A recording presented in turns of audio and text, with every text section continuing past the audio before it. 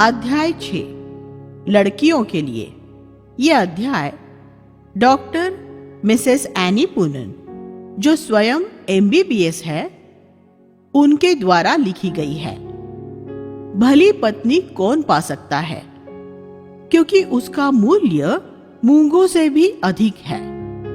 इस प्रकार से बाइबल एक भली स्त्री का वर्णन करती है। नीति वचन 31:10।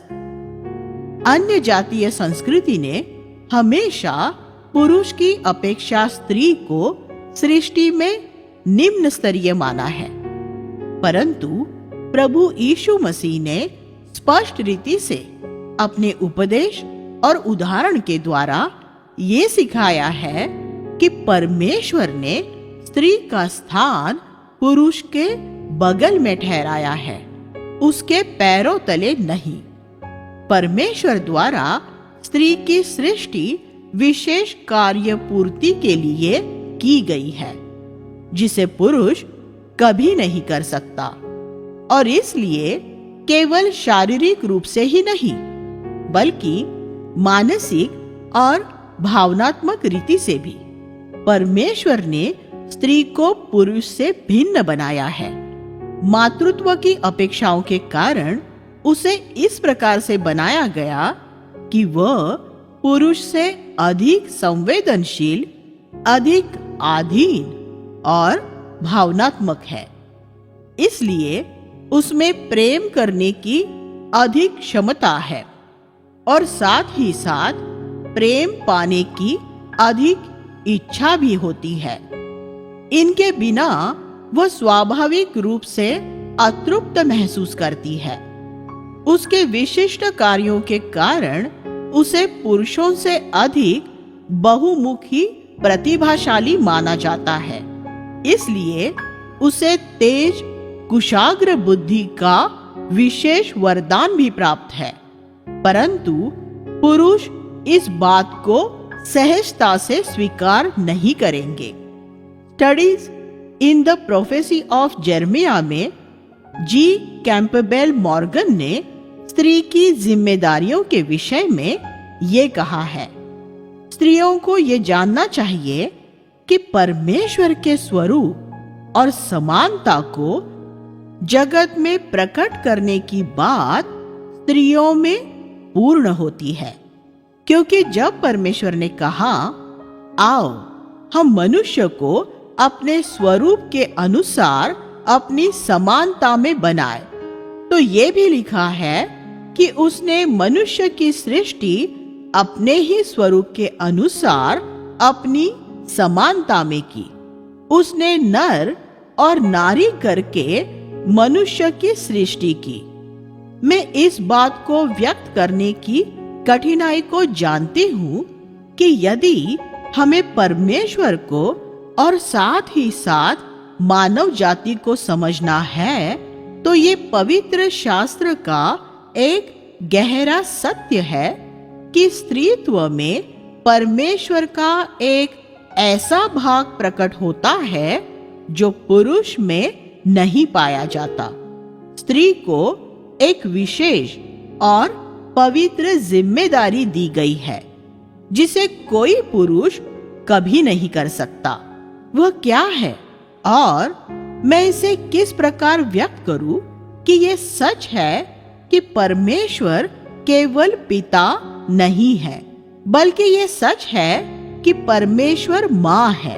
यदि बाइबल में परमेश्वर पिता है, ये महान सिद्धांत सिखाया जाता है, तो स्पष्ट रूप से परमेश्वर के मातृत्व के विषय में भी सिखाया जाता है।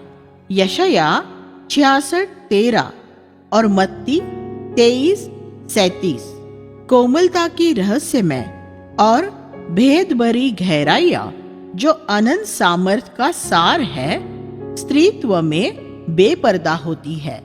मातृत्व का पवित्र और पृथक भेद आश्चर्य कर्म और शक्ति द्वारा हम जैसे इस बात को अच्छी तरह समझ सकते हैं। मैं केवल मातृत्व की वास्तविकता के विषय में बात नहीं कर रही हूँ, क्योंकि ऐसी स्त्रियां भी है जो वास्तविक अर्थ में कभी माताएं नहीं बनी, परंतु फिर भी कोमलता, संरक्षण और सामर्थ्य के वे सभी कार्य कर रही है जो एक माँ कर सकती है। वह रक्षा करती, बचाती, चंगा करती और सहायता करती है। ये ऐसा सामर्थ्य गुण है जो अनंत कोमलता, स्नेहशीलता और सौंदर्य के महीन धागों से बुना गया है, जो स्त्रीत्व की सर्वोच्च महिमा है। परमेश्वर हमें ऐसे दिन से बचाए जब कोई कठोर और दर्द भरी बात स्त्रीत्व के भीतरी कोमलता को नष्ट कर दे। इन्हीं सब गुणों द्वारा उसे परमेश्वर को प्रकट करना है। परमेश्वर के स्वभाव का वह पहलू जिसे मानव शब्द स्पष्ट करता है और जिसे हम केवल मातृत्व द्वारा संबोधित कर सकते हैं, और ये स्वीकार करने में माताएं प्रथम होंगी कि परमेश्वर के विषय में उत्कृष्ट बातों को प्रकट करना उनके लिए एक आवरण है। परमेश्वर को स्त्रीत्व में अपना भाव प्रदर्शित करना है। स्त्री की बुलाहट ही ऐसी है। यदि वह स्वयं को परमेश्वर को समर्पित करे तो परमेश्वर द्वारा दी गई ये विशिष्ट खूबियां परमेश्वर की महिमा और दूसरों की भलाई के लिए अत्यधिक रूप से उपयोग की जा सकती है। किंतु यदि वह जीवन के प्रत्येक क्षेत्र में ईश्वर की खोज न करे तो इन खूबियों का दुरुपयोग हो सकता है और यह व्यर्थ भी जा सकता है।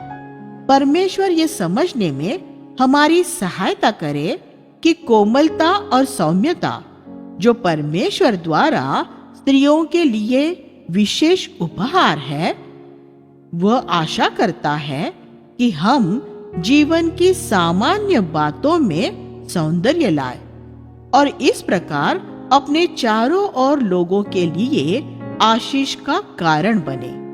स्त्री में यौन प्रवृत्तियां भी होती है। पुरुष की तुलना में उसकी प्रवृत्तियां निष्क्रिय होती है और इसलिए उन्हें आसानी से नियंत्रित किया जा सकता है। स्त्री में ये प्रवृत्तियां होना बहुत ही स्वाभाविक है और यदि न हो तो वह असामान्य मानी जाती है। स्त्री ध्यान और प्रेम पाने की इच्छुक होती है।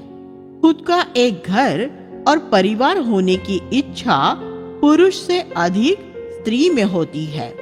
इस प्रकार की इच्छाएं वास्तव में मातृत्व की तैयारी के लिए होती है। ये अच्छी बात है क्योंकि परमेश्वर ने हमें इसी प्रकार बनाया है। इस प्रकार की इच्छाओं के कारण स्वाभाविक है कि एक लड़की विवाह के अभिप्राय से पुरुष की ओर आकर्षित महसूस करे। हो सकता है पुरुष केवल शारीरिक निकटता के लिए लड़कियों की ओर आकर्षित हो, किंतु लड़कियां सामान्य रूप से पुरुषों की ओर केवल विवाह के अभिप्राय से ही आकर्षित होती है। इसके अलावा ऐसे बहुत कम उदाहरण हैं जब लड़कियां केवल इश्कबाजी के उद्देश्य से लड़कों से मित्रता करती हैं, परंतु ये असामान्य बात है। इसके दूसरी ओर ऐसे कुछ उदाहरण भी हैं जहां लड़कियां विरोधी यौन के प्रति थोड़ा भी आकर्षण महसूस नहीं करती है, परंतु इसके विपरीत अत्यंत असामान्य और अस्वस्थ रीति से अपने समान लिंग के प्रति आकर्षित होती है। ये भी अस्वाभाविक और अस्वस्थ है और ये अक्सर समलैंगिकता का लक्षण होता है। वस्त्र में शालीनता।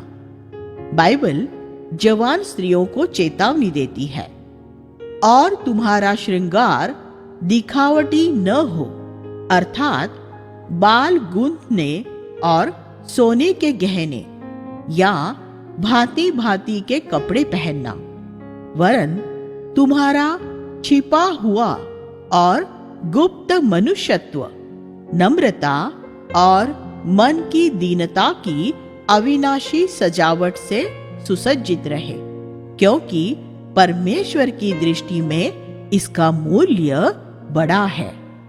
और पूर्व काल में पवित्र स्त्रियां भी, जो परमेश्वर पर आशा रखती थी, अपने आप को इसी रीति से संवारती और अपने अपने पति के अधीन रहती थी। 1 पत्रस 3 अध्याय 3 से 5। स्त्री के भीतर विरुद्ध यौन को आकर्षित करने की शक्ति होती है। ये परमेश्वर द्वारा दी गई शक्ति है, किंतु इसका अत्यधिक रूप से अक्सर दुरुपयोग होता है। यदि इस शक्ति को पवित्र आत्मा के नियंत्रण के अधीन न रखा जाए तो ये लड़की के लिए खतरे की बात होती है। जैसे जैसे उम्र बढ़ती जाती है, लड़कियां अपने भीतर की इस योग्यता को पहचानने लगती है और इसे बढ़ाने के लिए हर संभव प्रयास करने की परीक्षा में पड़ जाती है। सौंदर्य वृद्धि के तमाम साधनों का उपयोग करना, देह को अधिक दिखाना, आधुनिक पहनावों के द्वारा और बाल संवारने में अधिक समय खर्च करना, ये इसका परिणाम होता है। बाइबल कहती है कि वैसे ही स्त्रियां भी संकोच और संयम के साथ सुहावने वस्त्रों से अपने आप को संवारे, न कि बाल गूंथने और सोने और मोतियों और बहुमूल्य कपड़ों से, पर भले कामों से। 1 तीमुथियुस 2 अध्याय 9 और 10।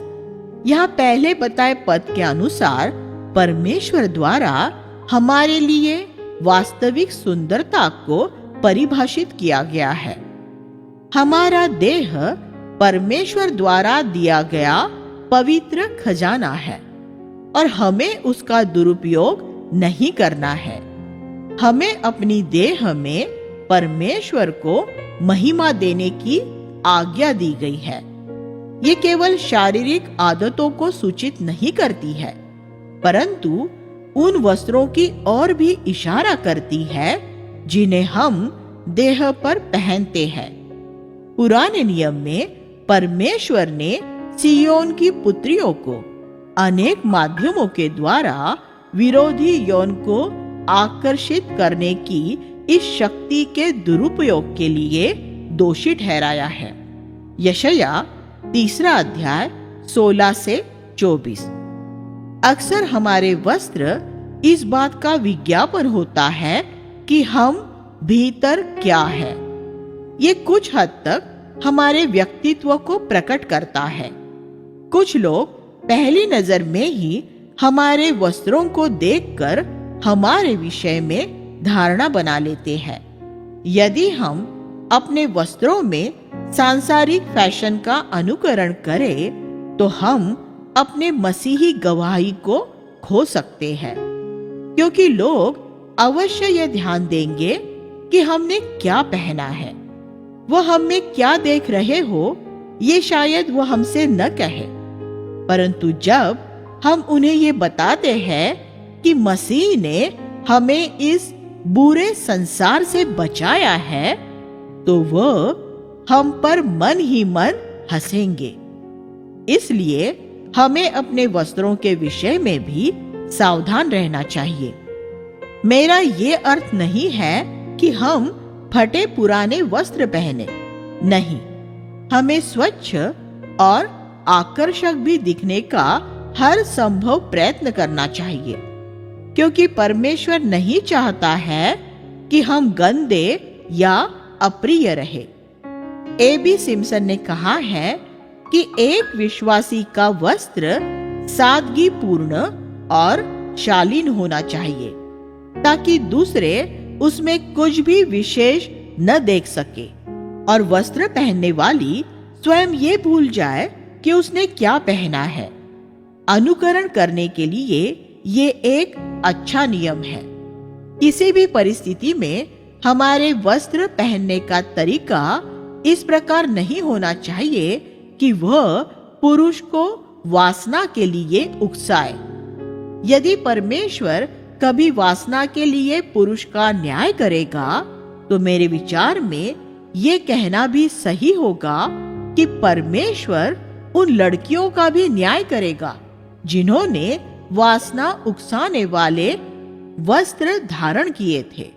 एक और बात जो मुझे यहाँ अवश्य कहनी चाहिए, वह माथे पर बिंदी लगाने के संबंध में है। इन दिनों मसीही लड़कियों की बढ़ती संख्या देखना दुखद है, जो इस हिंदू प्रथा को अपनाती जा रही है। ये बिंदी हिंदुओं का ईश्वर शिव का नेत्र समझा जाता है और इसको धारण करने वाले को उसका उपासक, पूजा करने वाला माना जाता है। इसलिए न केवल ये पापमय है, परंतु ऐसा चिन्ह धारण करना एक मसीही लड़की के लिए खतरनाक भी है, क्योंकि ये उसे उस देवी देवताओं और दुष्टात्माओं की पूजा में सम्मिलित करता है, भले ही वह इसे न जाने। ये केवल फैशन की बात नहीं है, जैसा कि हम में से कुछ लोग समझते हैं। परमेश्वर हमें उन सभी सांसारिक प्रचलन और फैशन के विरुद्ध खड़े होने का साहस दे जो हमारी मसीही गवाही को बाधित करती है। परमेश्वर ने इसहाक की पत्नी होने के उच्चतम सौभाग्य के लिए रिबका का चुनाव क्यों किया, जो इसहाक अब्राहम से की गई प्रतिज्ञाओं का उत्तराधिकारी था, या यीशु की माता होने के लिए मरियम का चुनाव क्यों किया गया? निश्चय ही ऐसा इसलिए हुआ क्योंकि उनके हृदय में वह भीतरी सौंदर्य था जो परमेश्वर को प्रसन्न करता था। वास्तविक सौंदर्य भीतर होता है, बाहर नहीं, और इसे सौंदर्य प्रसाधन की दुकान से नहीं खरीदा जा सकता है। नीति वचन 31:30।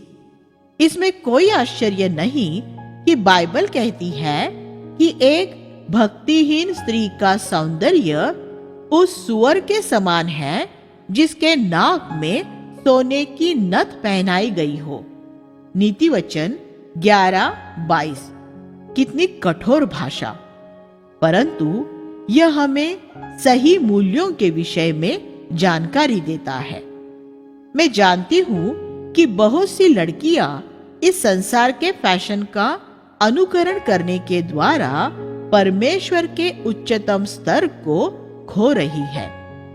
पुरुषों के साथ संबंध, आप चाहे या न चाहे, परंतु आपको जल्द या कुछ देरी से ये ज्ञात होगा कि लड़के आप में रुचि ले रहे हैं।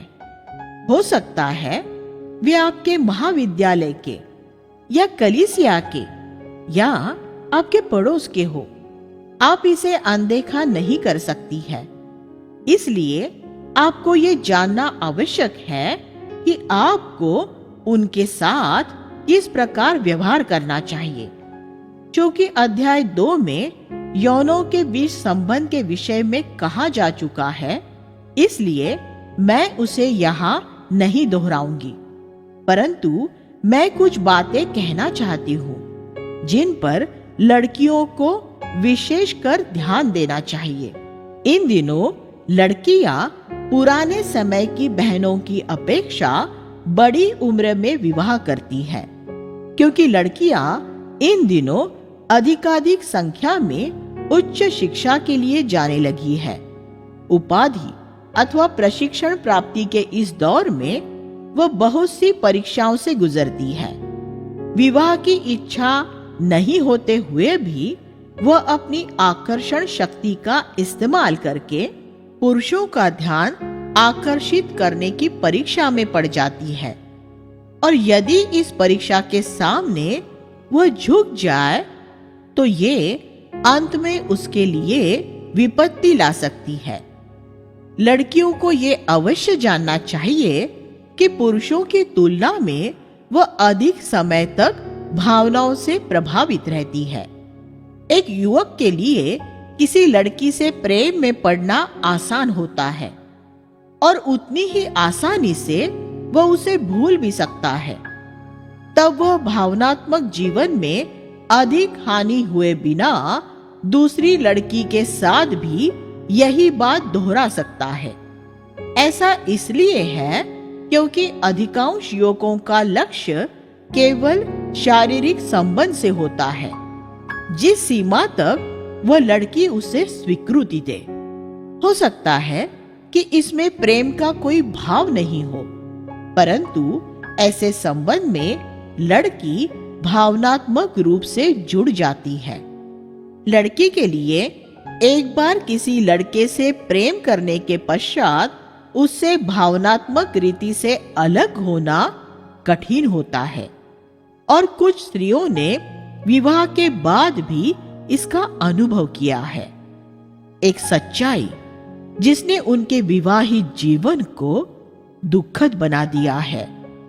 इसलिए वास्तव में सावधान रहने की आवश्यकता है। आपको ये नहीं भूलना चाहिए कि स्पर्श से आने वाली परीक्षा बड़ी प्रभावशाली होती है। इसलिए आपको किसी भी लड़के को अपना हाथ थामने की अनुमति नहीं देनी चाहिए। चुंबन लेने की तो बिल्कुल भी नहीं। एक बार यदि इनकी अनुमति दी जाए तो फिर आपके लिए अपने मन से व्यर्थ कल्पनाओं को निकालना बहुत ही कठिन होगा और तब आसानी से एक कदम दूसरे कदम को बढ़ावा देगा। आपको ये बात ध्यान में रखनी चाहिए कि यदि आपके और लड़के के बीच मित्रता टूट जाती है यानी ब्रेकअप होता है, तब आपको लड़के की अपेक्षा अधिक कीमत चुकानी पड़ेगी। उसके लिए आपको छोड़ देना और किसी और से विवाह करना आसान होगा, परंतु आपके लिए ये आसान नहीं होगा। आप पर कलंक लग जाएगा और परिणाम ये होगा कि भविष्य में दूसरा साथी पाना आपके लिए अत्यंत कठिन होगा। ये विशेषकर भारत में सच है। मैं यहाँ केवल उन लोगों की बात नहीं कर रही हूँ जो विवाह पूर्व मिलने जुलने यानी डेटिंग और शारीरिक स्पर्श में फंस चुके हैं, परंतु उनके विषय में भी जिन्होंने किसी लड़के के साथ केवल एक शुद्ध प्रेम संबंध रखा था, केवल पत्र व्यवहार के द्वारा। वे भी उतने ही दुखी होंगे जब उनके प्रेम संबंध की बात, उनके पत्र व्यवहार की बात या ईमेल या मैसेजेस दूसरों को प्रकट होगी। यह लड़कियों को अपनी नाजुक स्थिति को नहीं भूलना चाहिए। प्रारंभ में सावधान नहीं होने के कारण दुख उठाने वाली और अपना सम्मान खोने वाली लड़कियां कम नहीं है। ऐसी बातों ने केवल उनकी खुद की गवाही को व्यर्थ नहीं किया है, परंतु इससे परमेश्वर के नाम की भी बड़ी निंदा हुई है। बाइबल बिना वजह नहीं कहता है कि स्त्री निर्बल पात्र है और पुरुष की अपेक्षा शीघ्र ही बहकावे में आती है। 1 पत्रस 3:7 और 1 तीमुथियुस 2:14।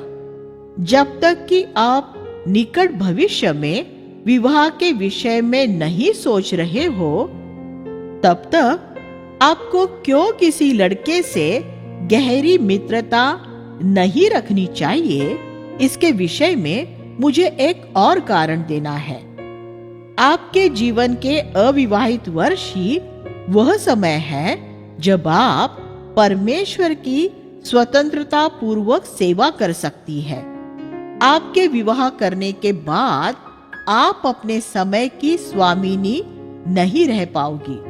यदि अविवाहित वर्षों को पुरुष मित्रों का सपना देखते हुए बर्बाद कर दिया जाए, तो आप जीवन का एक महत्वपूर्ण काल खो देती है, जिसका सदुपयोग परमेश्वर की सेवा के लिए किया जा सकता था। इसलिए शैतान को अवसर न दीजिए कि वह आपको मार्ग से भटका दे। मैं इस विषय पर 2 सलाह और देना चाहूंगी। प्रथम, कभी भी आत्मिक विषयों पर सलाह लेने के लिए किसी अविवाहित पुरुष के पास मत जाइए। इसके बजाय दूसरी महिला या अधिक बुजुर्ग पुरुष के पास जाइए। द्वितीय, कभी भी किसी विवाहित पुरुष से मित्रता मत कीजिए, सामान्य मित्रता भी नहीं, यदि उसकी पत्नी से भी उतनी मित्रता न हो। विवाह, सभी माताएं इस बात से सहमत होंगी कि विवाह और मातृत्व में उन्होंने एक प्रकार की परिपूर्णता और संपूर्णता का अनुभव किया है, जिसे उन्होंने अविवाहित जीवन के दौरान नहीं किया था। मैं ये नहीं कह रही हूँ कि वे जो परमेश्वर के द्वारा अविवाहित रहने के लिए बुलाए गए हैं, वे परिपूर्णता से चूक गई है। एक मसीही लड़की को, चाहे वह विवाहित हो या अविवाहित, परमेश्वर की इच्छा पूरी करने में संतुष्ट होना चाहिए और परमेश्वर के प्रति ऐसी आज्ञाकारिता में कुंवारी लड़कियां भी पूर्णता पा सकती है। फिर भी स्त्री की अविवाहित जीवन के लिए बुलाहट कुछ विशिष्ट मामलों में ही होती है। प्राथमिक रूप से परमेश्वर द्वारा स्त्री एक पत्नी और मां बनने के लिए ही बनाई गई है। किसी भी लड़की को यह महसूस करने की आवश्यकता नहीं है कि विवाह उसकी मसीही सेवकाई को सीमित कर देगी। ये उसके कार्यों को सीमित कर सकती है, परंतु उसकी आत्मिक सेवकाई को सीमित नहीं कर सकती है।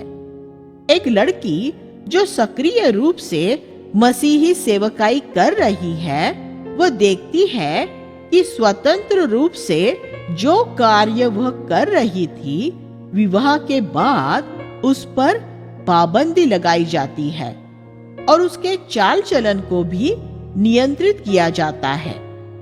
वैवाहिक जीवन में पुरुष नहीं, परंतु केवल स्त्री ये अनुभव करती है। इसलिए उसे अवश्य ही ये जानना चाहिए कि परमेश्वर उससे विवाह के बाद कुछ अन्य प्रकार की सेवकाई चाहता है। यदि उसे निराशा और चिंता से मुक्त रहना है, तो ये आवश्यक है कि वह इस सच्चाई को स्वीकार करे। विवाह के बाद उसकी प्रमुख बुलाहट गृह निर्माती, घर बनाने वाली के रूप में होती है। उसे अपने घर को अनेक पीड़ित युवाओं के लिए और बड़ी उम्र के लोगों के लिए भी चरण स्थान बनाना चाहिए और अपने बच्चों को परमेश्वर के भय में बढ़ाना चाहिए। ये भी उस सेवकाई के समान महत्वपूर्ण है जो वह अविवाहित दिनों में किया करती थी। जैसा कि किसी ने कहा है कि वह स्त्री जो अपने विवाहित जीवन से प्रसन्न है और जिसने अपने विवाह की हर परिस्थितियों को, समय और ऊर्जा की उसकी अपेक्षाओं को और अपनी स्वतंत्रता की सीमाओं को पूरी रीति से स्वीकार कर लिया है, वह दूसरों को बहुत कुछ दे सकती है। अपने घरेलू जीवन के अनुभव के द्वारा और दूसरों के प्रति परवाह करने के उसके संवेदनशील गुण, जो विवाहित प्रेम का परिणाम है। इसके कारण वह ऐसे वातावरण का निर्माण कर सकती है जिसमें मित्रता स्वाभाविक रूप से बढ़ती है। सुसाना वेस्ली कोई प्रचारिका नहीं थी, फिर भी वह एक धार्मिक माँ थी और उसने अपने सारे बच्चों का पालन परमेश्वर के भय में किया था। उनके 2 पुत्र जॉन और चार्ल्स बड़े होकर इंग्लैंड में आत्मिक जागृति लाने के लिए परमेश्वर के सामर्थी साधन बने। इस प्रकार से उस धार्मिक माता ने अपने देश के लिए इतना अधिक कार्य किया जितना वे अविवाहित रहकर कभी नहीं कर पाती। विवाह की तैयारी के रूप में प्रत्येक लड़की को नीति वचन 31वां अध्याय 10 से 31 पर अक्सर मनन करना चाहिए। वह हमें एक आदर्श पत्नी का विवरण मिलता है। परमेश्वर का भय मानना ही उसके संपूर्ण जीवन का रहस्य है। पद 30। परंतु इस प्रकार के पत्नीत्व की नींव विवाह से बहुत पहले ही पड़ चुकी होती है। इसलिए ये परिच्छेद प्रत्येक मसीही लड़की के लिए एक चुनौती होनी चाहिए। यहाँ कही गई प्रत्येक बात इतनी स्पष्ट है कि इसको समझाने की कोई भी आवश्यकता नहीं है।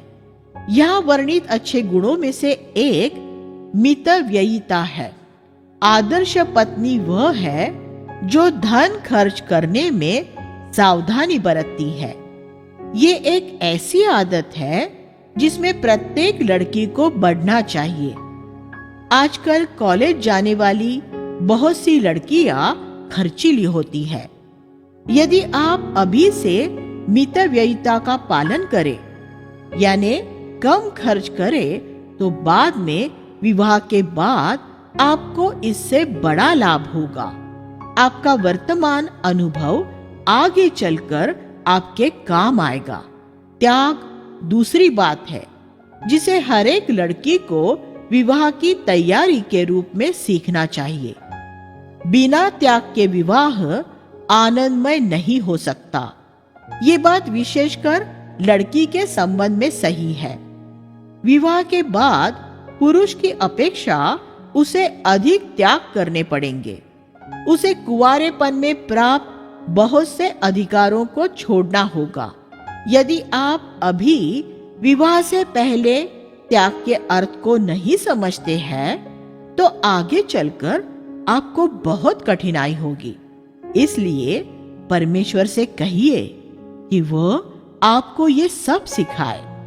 विवाह की तैयारियों में जो सबसे महत्वपूर्ण है वह निस्संदेह प्रार्थना है। मैं सलाह देती हूँ कि विवाह की संभावना के 2-3 वर्ष पूर्व से ही हर एक मसीही लड़की को गंभीरता पूर्वक नियमित रूप से अपने जीवन साथी के विषय में प्रार्थना करनी चाहिए। उसे प्रार्थना करनी चाहिए कि परमेश्वर के चुने हुए व्यक्ति से विवाह करने के लिए वह उसकी अगुवाई करे और बाकी सभी प्रस्ताव व्यर्थ हो जाए। भारत में इसकी अधिक आवश्यकता है, क्योंकि अपने बच्चों के विवाह में माता पिता का बड़ा हाथ होता है, खासकर लड़कियों के विवाह के विषय में। इसलिए एक लड़की को प्रार्थना करनी चाहिए कि उसके माता पिता चाहे उद्धार प्राप्त किए हो या न हो, फिर भी परमेश्वर उनकी अगुवाई करे। वे जो निरंतर विश्वास से मांगते हैं, वे अपनी प्रार्थनाओं का अद्भुत उत्तर प्राप्त करेंगे। विवाह की तैयारी के रूप में एक और व्यावहारिक सलाह, अभी जब भी आपको समय मिले कुछ भोजन बनाना सीखिए। ये विवाह के बाद आपको अनेक कठिनाइयों और शर्मिंदगी से बचाएगा। किन गुणों को देखना चाहिए? भावी पति में एक लड़की को किन गुणों को देखना चाहिए? अध्याय 5 में इसके प्रमुख विषयों का वर्णन किया जा चुका है। मैं केवल कुछ बातें जोड़ना और दोहराना चाहूंगी जिन्हें लड़कियों को ध्यान में रखना चाहिए। लड़की को एक ऐसे साथी की आवश्यकता है जो उसकी रक्षा करे और उसमें सुरक्षा का भाव प्रदान करे, जो उसकी सहायता करे, उसे सांत्वना दे और कुछ हद तक उसे समझ भी सके।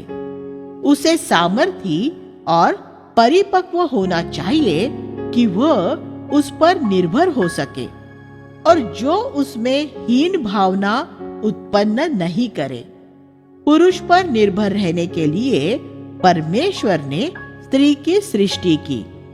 इसलिए जिस व्यक्ति पर आप विचार कर रहे हैं वो ऐसा हो जो आप में आत्मविश्वास उत्पन्न करे और जिसके विषय में आपको भरोसा हो कि उस पर आश्रित रहा जा सकता है।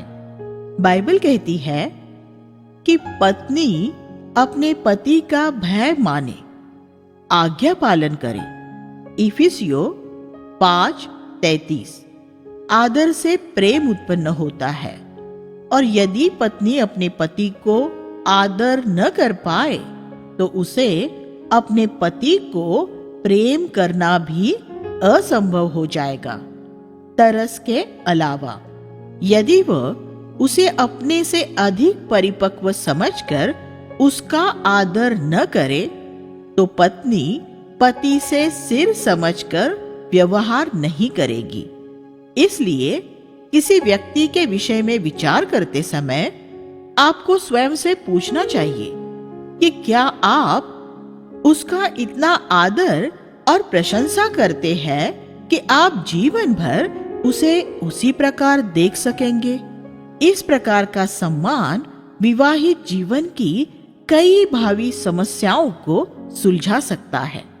मैं समझती हूँ कि किसी व्यक्ति के स्वभाव के विषय में 100% जानकारी प्राप्त करना संभव नहीं है, परंतु अध्याय 5 में और पहले जो कहा गया है उससे आपको कुछ तो मार्गदर्शन मिलना चाहिए, कम से कम उस व्यक्ति को पाने में जिसे परमेश्वर ने आपके लिए चुना है।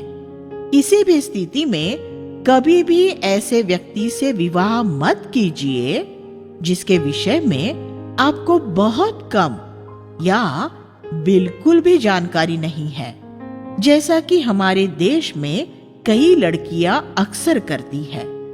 विवाह जीवन भर का संबंध होता है और इसे बदला नहीं जा सकता और इसे हल्के रीति से नहीं लिया जा सकता। आप सोचते होंगे कि यदि आपके माता पिता आपके लिए किसी अविश्वासी या अनुचित व्यक्ति का चुनाव करे तब आपको क्या करना चाहिए। मैं समझती हूँ कि ऐसी परिस्थिति में लड़के की तुलना में लड़की के लिए माता पिता को नहीं कहना अधिक कठिन होगा। फिर भी ये आवश्यक है कि आप दृढ़ता के साथ किंतु प्रेम से अपने विश्वास के लिए स्थिर रहे। यदि आप ऐसा करते हैं तो परमेश्वर आपका आदर करेगा।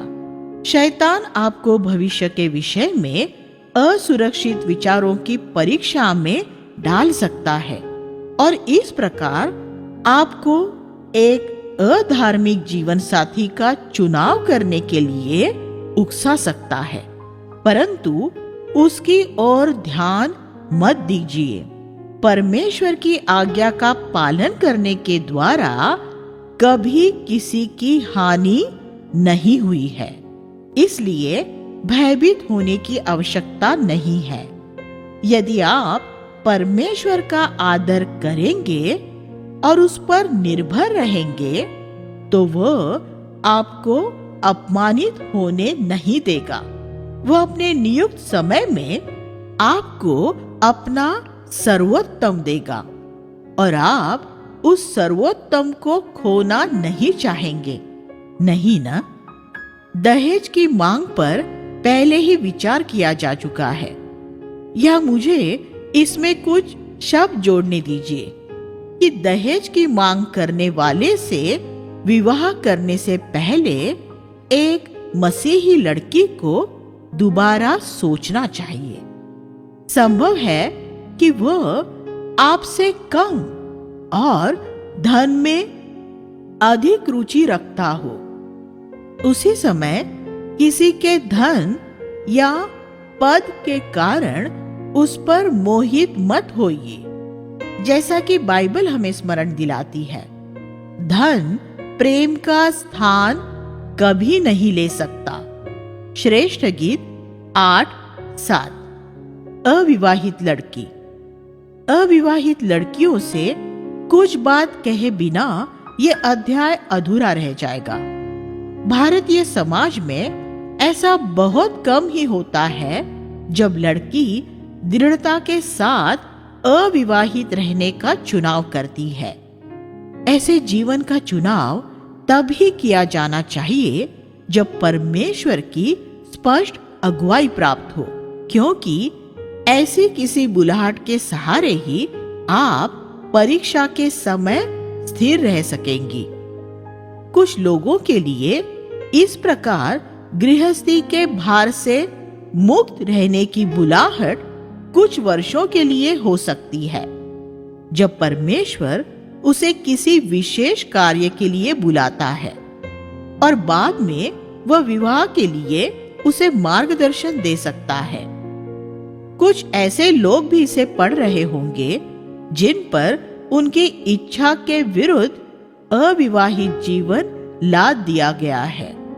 आपके परिवार के प्रति या उस व्यक्ति के प्रति या उस परिस्थिति के प्रति जिसके कारण आप विवाह नहीं कर पाए, उनके विषय में नाराजगी महसूस न करना आपके लिए कितना कठिन होगा, जब प्रेम करने के लिए और प्रेम पाने के लिए एक स्त्री में स्वाभाविक रूप से होने वाली सभी अभिलाषाएं जागृत रहे, तो स्वयं आपके लिए दुखी रहना कितना कठिन होता होगा।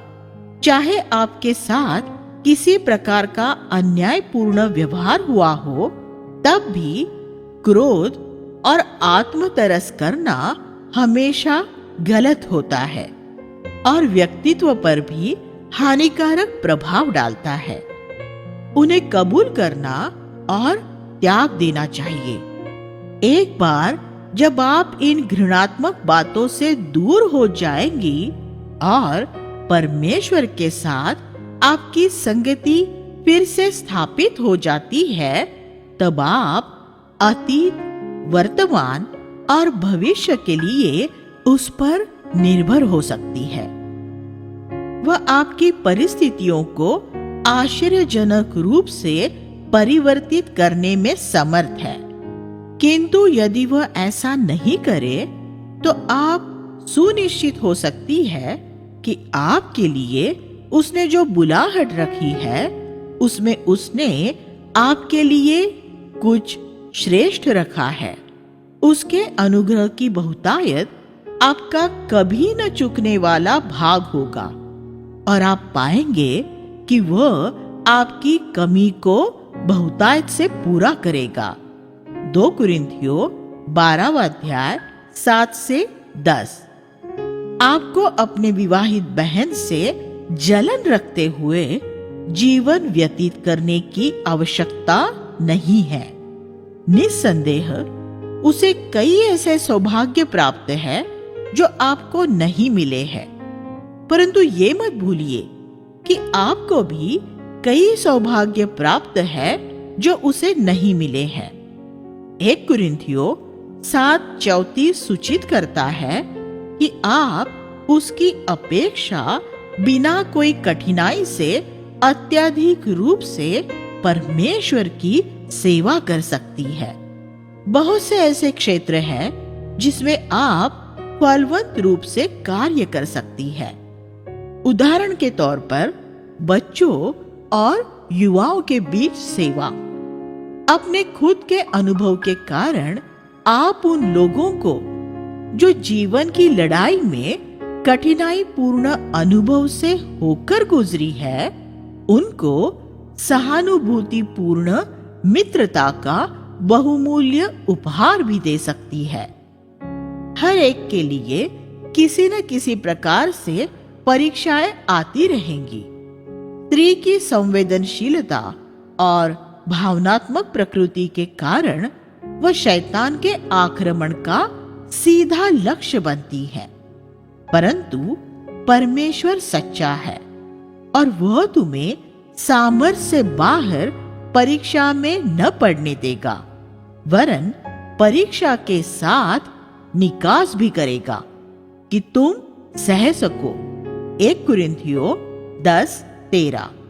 परमेश्वर के प्रेम, सर्वोच्चता और विश्वास योग्यता में दृढ़ विश्वास रखना ऐसी ढाल है जो शैतान के सब जलते हुए तीरों को बुझा सकती है। इफिसियों 6:16। बहुत सी अविवाहित स्त्रियां जीवन के मध्यांतर में कड़वाहट और उदासी से भर जाती है, परंतु उन्हें ऐसा स्वभाव नहीं रखना चाहिए।